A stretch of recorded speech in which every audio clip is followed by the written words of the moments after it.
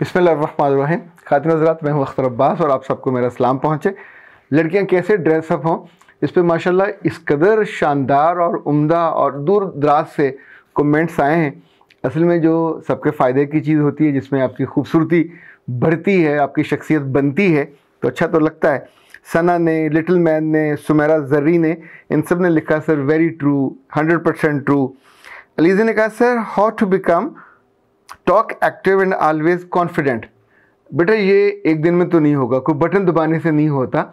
In fact जब हम छोटे होते हैं तो तब से इसकी ट्रेनिंग का आगाज़ होता है। हमने उसका हल ये निकाला है कि आपकी उम्र की लड़कियों के लिए और लड़कों के लिए 3 कोर्सेज़ तैयार किए हैं, जिसमें आप बेहतर गुफ्तगू कर सकें। It's how to communicate effectively. ये बहुत शानदार है। इसमें कुछ 9 असूल बताए गए हैं, कैसे आप अपनी बात को उम्दगी से और महारत से और शान से और शाइस्तगी से जहाँ भी बात करें, लोगों की तवज्जो का मरकज़ भी बने, लोग आपकी बात को वज़न भी दें। दूसरा जो कोर्स है वो आपकी बॉडी लैंग्वेज के बारे में है कि उसको इफ़ेक्टिवली कैसे यूज़ किया जाए, कैसे इम्प्रूव किया जाए। चूँकि सारी चीज़ें ठीक हों और बॉडी लैंग्वेज आपकी थकी हुई हो, डल हो और बात ना कर रही हो, तो ज़ाहिर है वो भी बिल्कुल बेमज़ा वाली सूरत होती है। और तीसरा जो कॉन्फिडेंस वाला है, ये हमारा कोर्स है, वो है, उसका नाम शाइनेस नो मोर हर्डल। और जिन वजह से हमारे अंदर शाइनेस होती है, ये उसको एड्रेस करता है, उनको दूर करता है। इनफैक्ट सीखते रहना चाहिए कोई ना कोई चीज़ें, उससे बहुत फ़ायदा होता है। और अरूज जहा ने लिखा कि सर आप बहुत ब्रॉड माइंडेड हैं, बड़ी उम्दगी से अच्छी बातें सिखा देते हैं, सिखाए जाते हैं और हमसे दुआएं लेते हैं। बेटा जी ये जो आपने बात कही बहुत सही बात कही है। आपकी दुआएं इन बातों से ज़्यादा कीमती हैं। पर हम दुआ भी किसी को नहीं देते जब तक हमारा दिल ना माने। तो दिल तभी मानता है जब किसी से कोई अच्छी बात, अच्छा तोहफ़ा हमारी ज़िंदगी में आता है। शेख शिराज ने लिखा कि सर आप बहुत उम्दा काम कर रहे हैं, मुझे मेन ड्रेसिंग पे अच्छी सी किताबें बताइए। बेटा जी मेन ड्रेसिंग पे किताबें पढ़ के ड्रेसिंग नहीं आती। आप अगर तैरना सीखते हैं तो 10 किताबें पढ़ लें, तैरना नहीं आएगा जब तक आप उसमें उतरते नहीं हैं। तो आपकी आसानी के लिए हमारा कोर्स भी है ग्रूमिंग पे, वो कर लीजिए, उससे ज़रा बेहतरी हो जाएगी। दूसरा, जो बेहतरीन लोग हैं उनको वॉच करें, उनको देखें, इवन उनके साइजेज़, उनके कपड़ों के कलर्स, उनका पूरा ड्रेसअप होने का जो मैनरिज्म है। मारिया चौधरी ने लिखा सर अल्लाह आपको सेहत कामला दे, आप हमारे लिए रहमत के फरिश्ते हैं। बेटा मैं तो इंसान ही हूँ, जो लोग थोड़े से हमसे बेहतर होते हैं, हमें फरिश्ते नहीं बनाया जा सकता। बस हम गलतियों के, हम सब पुतले होते हैं, पर गलतियाँ, हमारी गलतियाँ अल्लाह ने छुपाई होती हैं और हमको ये तौफीक दी होती है, ये हिम्मत दी होती है कि हम कुछ अच्छी बातें आपकी ज़िंदगी में थोड़ा कंट्रीब्यूट कर देते हैं, इस वजह से आपको अच्छा लगता है। अच्छा जी, आज का मौजू ये है कि मुझे कई ऐसी बच्चियों से मिलने का मौका मिलता है जो डॉक्टर भी हैं, इंजीनियर हैं, सॉफ्टवेयर में काम कर रही हैं, लेकिन शादी के बाद उनके मियाँ उनसे खुश नहीं होते और उनसे कहते हैं कि तुम्हारे अंदर एनर्जी नहीं है, तुम डल हो, मरी हुई हो, ना तुम्हारी बात में वज़न है, ना तुम्हारी बात में दम है, ना तुम्हारी आंखों में चमक है, क्या करें? ये जो एनर्जी है ये कहाँ से आती है?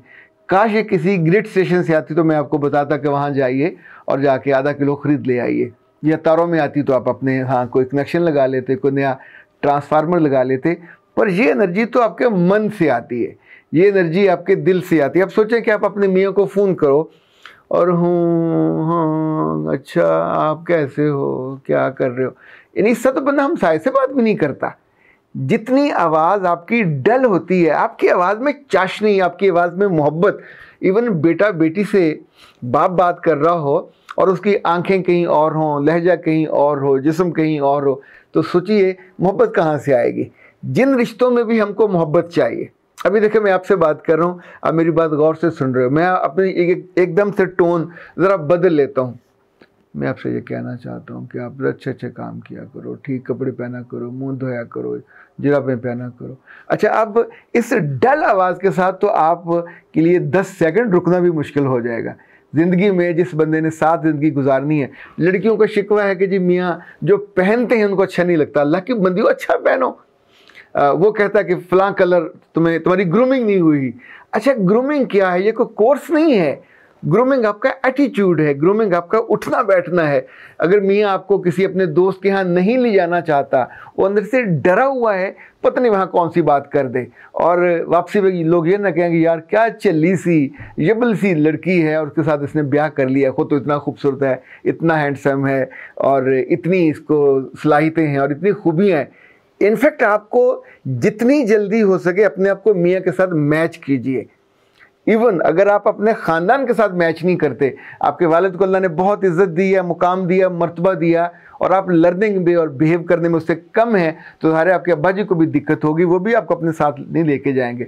मैं कई ऐसे अफसरों को जानता हूँ कि जो अपने बेटों को और बेटियों को जो सरकारी तकरीबात होती हैं वह ज़रूर लेके जाते हैं ग्रूम करने के लिए, कुछ बिल्कुल नहीं लेके जाते। वो कहते पता नहीं ये अनप्रेडिक्टेबल है, वहाँ जाके कैसे बिहेव कर दे, किससे क्या कह दे, तो हमारी बनी बनाई इज्जत जो है वो ख़राब हो जाए और ख्वार हो जाए। तो इसलिए याद रखिएगा, जब भी कोई आपसे एनर्जी की कमी का गिला करे, शिकवा करे, इसको बिल्कुल टेक इट सीरियसली, अपना लहजा ठीक करें। लहजे के पीछे जहाँ से एनर्जी आती है, देखिए एनर्जी जिनके पास होती है, they have the ability to energize the people. हमारे ख़ानदान के बड़े, हमारे दफ्तरों के बॉसेस, हमारे लीडर, ये दे हैव पूरा बैंक होता है इनके पास स्टोर एनर्जी का, कि इनकी एनर्जी ख़त्म नहीं होती, 10-10 जलसे कर लेते हैं, थकते नहीं हैं। हमारे दोस्त हैं बहुत, सिराजुल हक साहब, वो जहाँ जहाँ पूरे मुल्क पे फिरते हैं, 24 घंटे सफ़र के बाद जब आके शाम को बैठते हैं तो आपको हैरत होती है कि यार ये भी घर से उठ के आए हैं या कोई 1000 किलोमीटर का सफ़र करके आए हैं।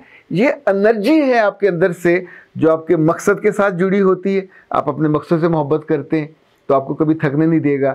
कुछ लोग इबादत में 2 सजदे करके उनकी जान पे बन जाती है, एनर्जी नहीं होती। अल्लाह से मोहब्बत हो तो बंदा लंबे सजदे करता है, उसको दुआ करता है, याद करता है, उसकी मोहब्बत से टेक लगा के बैठता है, सोता है। बहुत से बूढ़े बुजुर्ग मैंने देखे हज पे उम्रे पे जाते हैं, कभी नहीं थकते, because they have the energy. वो उस चीज़ से जुड़े हुए होते हैं। जब जब हम अंदर से उसके साथ अपनी ज़रूरत को ठीक नहीं करते, जुड़ेंगे तो चीज़ें बेहतर हो जाती हैं। अच्छा, बहुत सी बच्चियाँ ये शिकायत करती हैं कि मियाँ कहता तुम्हें मॉड स्क्वाड होना चाहिए, लेकिन साथ ये तवक्को करता है कि तुम्हें अंदर से बहुत उम्दा मुसलमान होना चाहिए, तुम नमाज भी पढ़ो और मेरे बच्चों का जब पैदा हो तो फिर ये ख्याल भी रखो। अल्लाह की बंदियों, इसमें तज़ाद क्या है? मॉड स्काउट होने का मतलब ये थोड़ी है कि आप बेलिबास और कम लिबासी वाले कपड़े पहने। मॉड स्काउट का मतलब है आप अपने आप को कैरी कैसे करते हो। स्कार्फ एक से एक उम्दा स्टाइल में आप ले सकते हो, बहुत खूबसूरत स्टाइल के कलर्स के कपड़े पहन सकते हो, जो वो बाहर देखता है वैसे पहनो। आपने सारे मर्दों के कपड़े थोड़ी दिखाने होते। मर्दों के लिए तो आपने ऊपर अबाया पहना हुआ होता, बुर्का लिया हुआ होता, जो मर्जी लें। लेकिन जब ख़वातीन में आप होते हो अपने घर वालों के साथ, अपने मियाँ के घर वालों के साथ, अजीज़ों के साथ, तो वहाँ तो आपको बाहर बहुत अच्छा अपने आप को कैरी करना चाहिए। इसी पे उसको एतराज़ है। हर लड़की, वो MA हो, PhD हो, MBBS हो, जो मर्ज़ी हो, 100 में से 99% के जो मियाँ हैं वो चाहते हैं कि ये अच्छी मुसलमान हो। और बेराह रहो और कैरेक्टरलेस लड़की किसको पसंद होगी? हर एक ने अपनी नस्ल आगे चलानी है, हर एक ने अपनी खुशी उसके साथ जोड़ के रखी होती है। तो इसलिए जब मियाँ आपसे ये फरमाइश करते हैं तो अंदर से चिड़ा मत करो कि वो चाहता अच्छे कपड़े भी पहनूं, मॉडर्न भी लगूं और साथ नमाज का भी चाहता है। बिल्कुल चाहेगा, उसका हक है, उसे चाहना चाहिए, क्योंकि बेस आपकी होगी तो कल आपकी औलाद, आपके बच्चे। मियाँ अंदर से चालाक है, वो चाहता है कि आपको भी सदका जारिया बनाए और अपनी औलाद को भी, जो आपसे जन्म ले और फिर आपसे वो पले और आप उसकी परवरिश करो, वो भी उसके लिए सदका जारिया बने, उसके वालिदैन के लिए सदका जारिया बने। ज़ालिमों, खुद आपकी अपनी माँ बाप के लिए भी तो सदका जारिया बनेगा।